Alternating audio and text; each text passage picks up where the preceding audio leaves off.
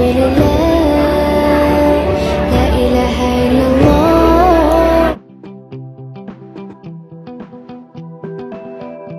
To our second speaker to give for his topic, the path to taqwa, understanding the deeper purpose of fasting. Brothers and sisters, I would like to request now our second speaker, Chef Al-Mistri Contic, to come on stage.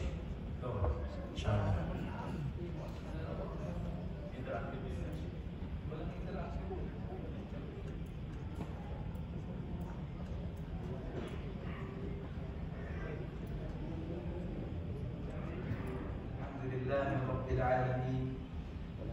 Wassalatu wassalamu ala ashrafil anbiya'i wal mursalin nabiyyina Muhammad wa ala alihi wa sahbihi ajma'in. Uhayyikum bi tahiyyatil Islam, tahiyyatahal jannah. Assalamu alaikum wa rahmatullahi ta'ala wa barakatuh.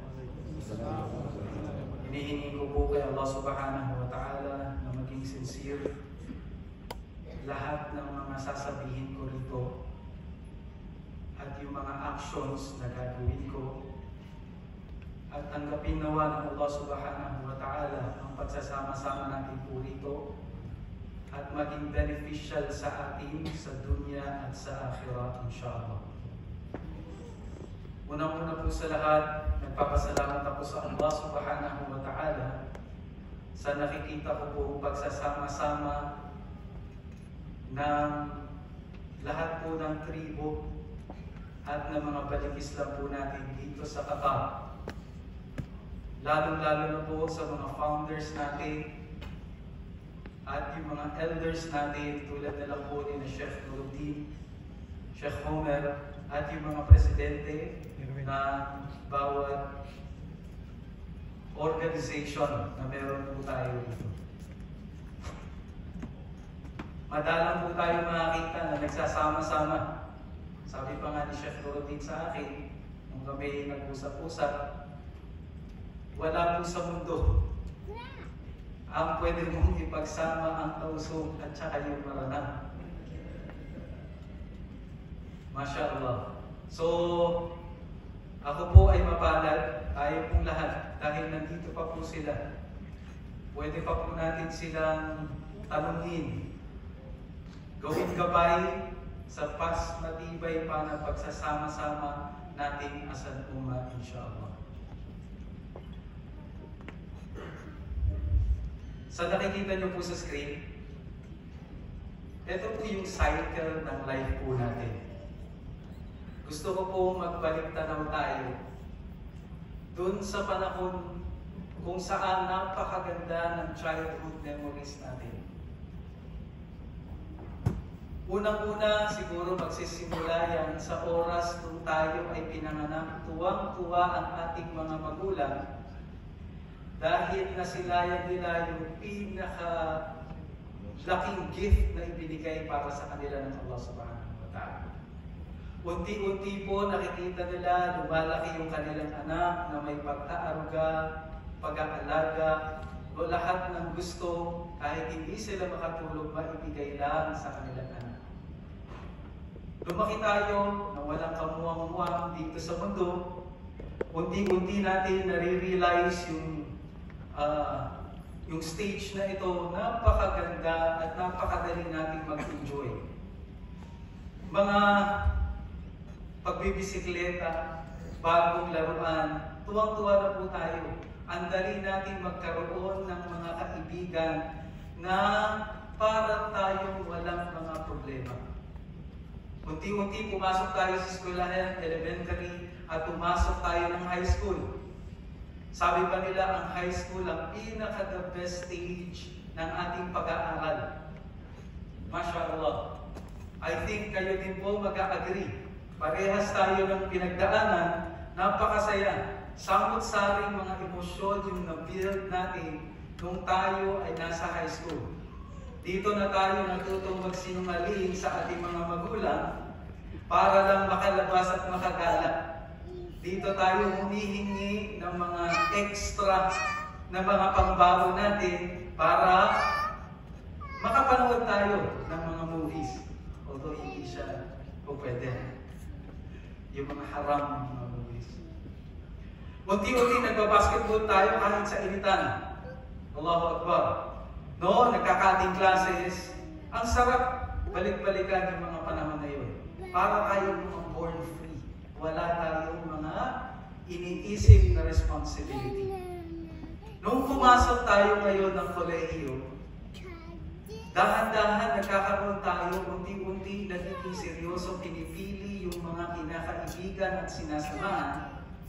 Unti-unti tayo nagkakaroon ng idea kung ano yung mundo. Unti-unti po tayong nagpaplano sa future natin pagkatapos natin mag-aral ng kolehiyo. Sabi nila, yung kolehiyo daw, ito yung gauge o daan para sa tagumpay mo sa future. Unti-unti po, hanggang sa binigyan na tayo ng toga, nag-graduate tayo ng college, nagulat tayo. Kasi yung iniisip natin, pagkatapos ng college, magkakaroon na ng magandang buhay. Nagulat tayo sa hamon ng reality ng life na hindi pala ganun kadali. Naging dakilang tambay tayo dahil sa Philippines, hindi po marami ang opportunity natin para magkatrabaho kagad. Unti-unti tayong naghahanap at nagbubuo ng ating mga perception at sabi natin, mali pala yung naging kaibigan ko nung college. Sana nakapag-aral ako ng mabuti. Sana pinili ko yung kurso, yung angkop sa demand ng market. Unti-unti po tayong nagsisisi sa stage na ito hanggang sa pinupush ka na ng society na kailangan mo nang magtrabaho kasi may anak ka na, may asawa ka na, marami nang umaasa sa'yo, kailangan mo silang pakainin. Kung hindi ka gagalaw, wala kang maipapakain sa kanila. Hanggang sa tinanggap mo yung trabaho na kahit hindi angkop dun sa pinag-aralan mo. Wala na. Nandiyan na. May responsibility na. Meron ka ng responsibility sa iyong mga pamilya, sa tatay, sa nanay. Pinupush ka pa ng society. Oh, anong ginagawa mo? Kaya ginab mo yung opportunity kahit hindi bagay sa iyo.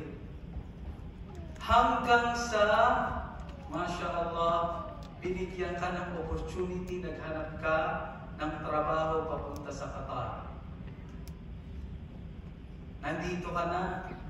Dati-dati ang yabang mo, ang tapang mo, pagdating sa Qatar, naku, tamemen, kasi hindi ka po pwedeng magmagaling, patatalsikin ka sa trabaho.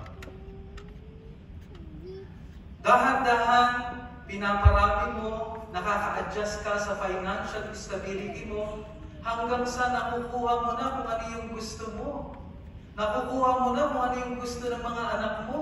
iPad, MacBook, iPhone 15.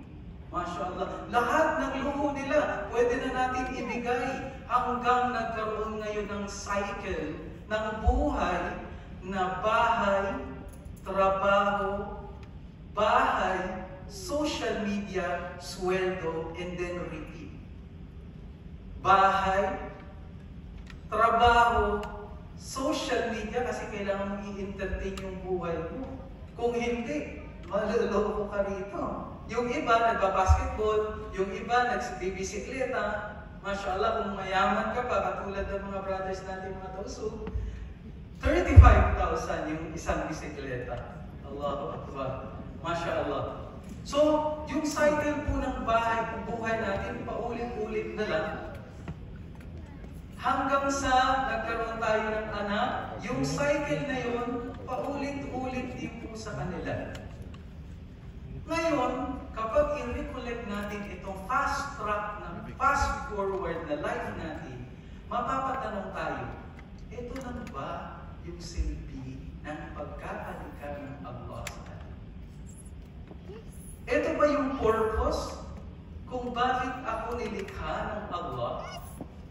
Day in and day out, 8 hours, sa isang araw ang nakukuha ng trabaho plus social media hanggang sa kinakain na ng panahon yung mga buhay natin araw-araw. Hanggang sa nire-remind na tayo ng ating katawan na humihina na. Yung dating nagbabasketball, tennis na ngayon. Hindi na kaya ng katawan. Yung mga buhok natin, Masya Allah, pumuputi na. Yung mga ngipin, unti-unti na nauubos. Allahu Akbar. Nire-remind tayo na meron palang hangganan yung buhay natin dito sa mundo. Kailangan, itong cycle siguro, kailangan tignan natin ng mabuti. Mapatanong tayo, bakit Ustads nagsimula ka dito sa cycle ng life natin, purpose ng life natin? Alhamdulillah, nagpapasalamat tayo sa mga masyayakh natin tulad ni Sheikh Homer at sa lahat ng mga nagtuturo dito at tinuruan tayo na alam natin bilang mga Muslim, the only purpose of our creation is to worship Him alone. Now, if we deeply and sincerely tanungin natin yung mga sarili natin, gamitin natin yung holiness natin, religiosity natin, sa buwan ng Ramadan, yung lifestyle ko ba naaayon siya sa gusto ng Allah Subhanahu wa Ta'ala? Naaayon ba siya sa katagang liya'budu? Or para lang sundin lahat ng aking desires? Sundin ko lahat ng desires ko? Or sundin ko yung gusto ng Allah Subhanahu wa Ta'ala? Ito po yung simula natin. Kasi ang gusto ko po, ang magiging foundation ng pag-uusap natin today, ay yung liya'budu. Lahat ng mga galaw natin dito sa mundo, hindi dapat lalabas sa katagang liya'budun. Ang ibig sabihin nito, ang pagsamba natin kay Allah Subhanahu wa Ta'ala. Congratulations po sa lahat, dahil ito yung pinakaunang stage. Sa lahat ng mga umaten, sa lahat ng nagso-social media, nagsusumikap mag-aral, nag-YouTube para makinig, sa lahat ng mga dapat alamin tungkol sa Panginoong Allah at sa karapatan niya, congratulations po sa ating lahat. Dahil ito yung pinakaunang stage para alamin kung tama ba yung ating tinatahak na landas, kung siya ay naaayon sa liya'budu. Nung kinausap po ako ni Preskari, regarding po sa topic na ito, syempre, natural, pumayaw po ako. No, kasi hindi po talaga ang karapat-dapat dito. Marami pa pong masyayakh dito na karapat-dapat na makaka-learn tayo sa kanila at mag-benefit tayo. Pero alang-alang po sa pagsunod sa aking elder na si Sheikh Homer, na kinausap niya po ako at sabi niya tanggapin mo na. Kaya alinsunod po sa aking nakakatandang teacher, kapatid at uncle. Pwede ba yan? Alhamdulillah, tinanggap ko po. Pero hindi po ako